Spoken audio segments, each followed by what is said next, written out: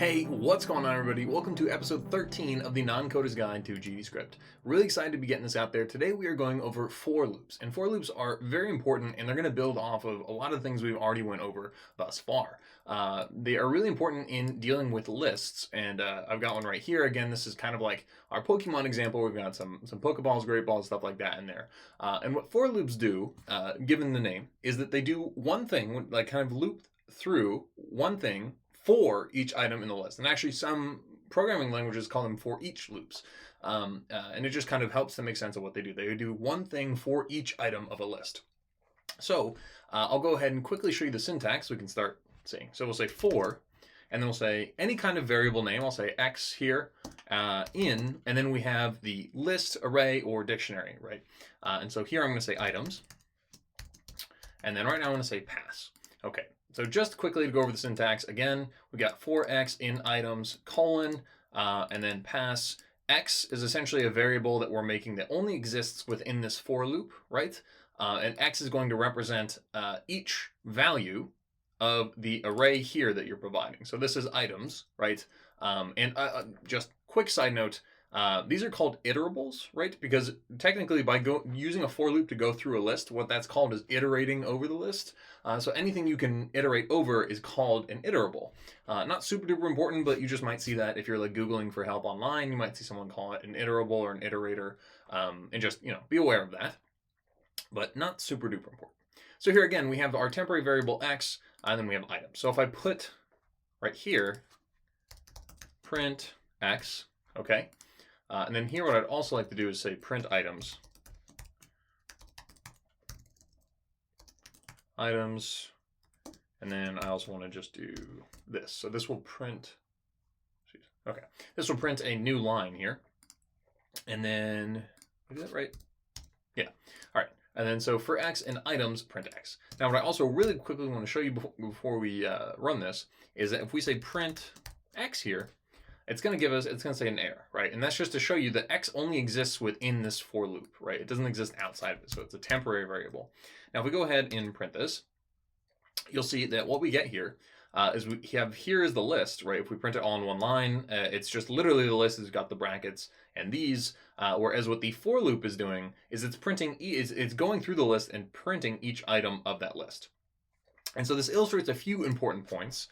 One is that a for loop is essentially like kind of doing this. We're saying like print items 0, right? And then we're just like copy and pasting this like 10 times, right? And this would be like 1 and 2. Like that's kind of what this is doing all the way through the entire length of the list. We're just doing that, right? So you can think of it like that, where if items is like 10 items long, right, then you're essentially writing 10 lines of code. It's actuating 10 lines of code.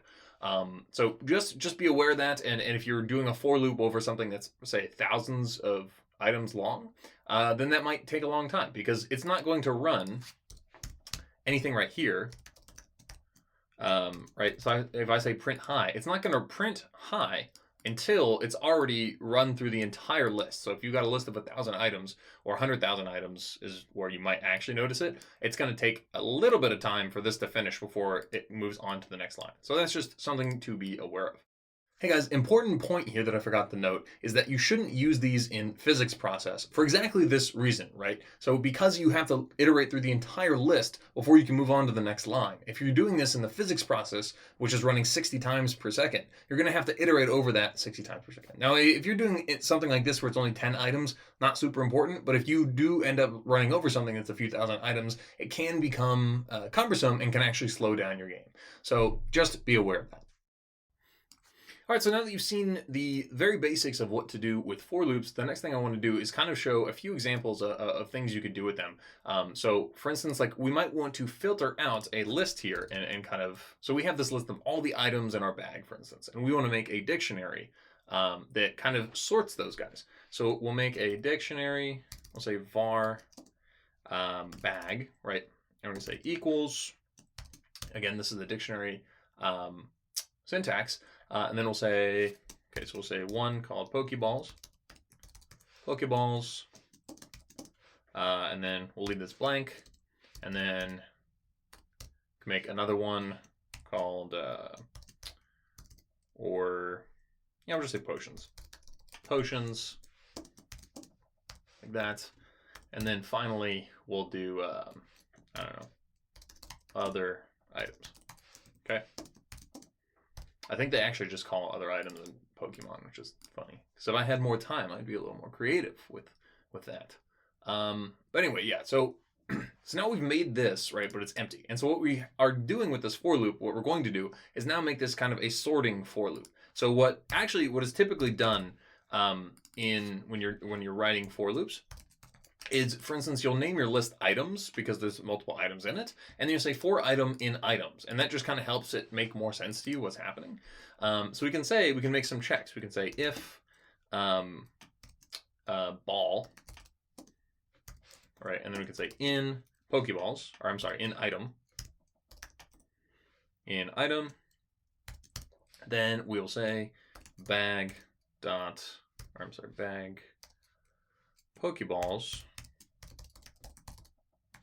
Pokeballs dot append, and then we'll say item. So essentially what we're saying here is that we're going to loop over, and so yeah, so this is actually, we're already doing something a little complex here, right? We are adding an if statement inside the for loop. So we're going to run over this. We're still iterating over this list, but then we're saying that if the item in that list contains the word ball, then we're going to put it in our Pokeballs pocket. And then we're going to do basically the exact same thing except we're going to change this to elif, right? We're going to change this to potion, and then here we're going to change this to potions, okay? And then again we'll say elif. What do we want? We'll just say, or no, we'll just say else, right? There you go, else. And then we'll say, oopsies, else, and we'll say bag dot other items dot append item. So again, what we're doing here is we're running through this list, and then we're seeing if it has the word ball in it, put it in the Pokeballs pocket. If it has the word potion in it, put it in the potions pocket. And if it has the words other, or if it has anything else, then we're just going to stick it in the other items pocket, right? And then that is essentially going to be our bag. And then now if we do this, we can say print bag. Also, these are not necessary. I just do that to make it a little more clear what I'm doing here. Okay. Now if I run this, you can see, well, it's still printing the original items there. Just do that just for clear sake. Okay, so you can see we've got other items, rare candy, Pokeballs, this. And again, we can actually print this. It might be a little nicer to print this with a for loop. So we can say for pocket in bag, and then we can just say print pocket, right? And then, try and guess what this will do, right? For pocket in bag, and I'm just considering that these are all pockets, right? What's this going to do? It's going to print on a separate line. Oh, I'm sorry. I actually messed up. It's printing right now. It's printing the key, right? Because when you loop over a dictionary, it's going to print these values. It's going to look at these values. So you actually want to do is say print bag.get pocket. Okay, beautiful. Now if we run this, now you'll get like what's actually there. So again, if we just loop through a dictionary, you're going to get just the keys, right? And if you want to actually get the items at each one, you just say bag.get pocket. So whatever this is, get it, because we have to retrieve it from the list. But here you can see, we've got, in fact, we could actually do it this way. We could say pocket, right? And then we could do that. Maybe we could even add a little thing here, right? Oopsie. Okay, and there you see, so it says Pokeballs, and then you can see what is in the Pokeballs pocket, potions, what's in the potions pocket, and other items. All right, so the last thing we're going to do here is go over just a few small things that I think you should know. I don't know if I went over this, but for instance, if you say range, and then you say 10, what this will do, and if we go ahead and now, oopsies, print this, what this is going to do is it's going to create a list with just integers with from the number of items. So if you say range 10, it's going to be a list of size whatever this is, so size 10 here, but it's going to start from 0 because that's how code works, right? So I'm going to 0 through 9. If you want, you could also make this, I believe you could do like 1 through 10. Yeah, but then you'd need to make this 11. And there you go. And then you have numbers from 1 to 10. But typically when you're doing a range, this is just fine because you just want to do it 10 things, right? And so like, let's say I want to spawn 10 enemies or 3 enemies every time something happens. A very common way to do this is like, just simply do for x in range 3, right? And then you can say print spawn enemy because we're simulating that we are spawning an enemy right now. And so, yeah, you can see that that's happening like that. And it's nice because that way you don't have to like write the code for that. Or even if you had a function, right? If we had a function here, if we said function spawn enemy, right? And then here we just put, you know, yeah, we'll just take this here. I mean, hopefully you know this at this point, right? Is that we can just run, or, you know, we can run this function.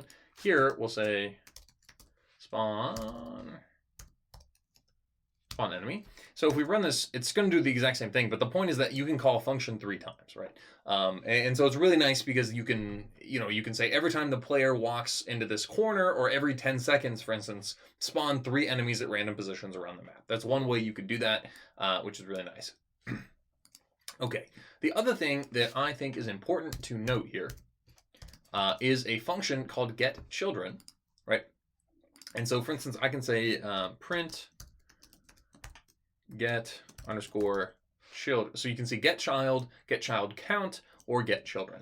And then, so for instance, well, it doesn't actually matter, but if we say this and so we print, we can see that it's printing VBox container because I have this node here called a VBox container, right?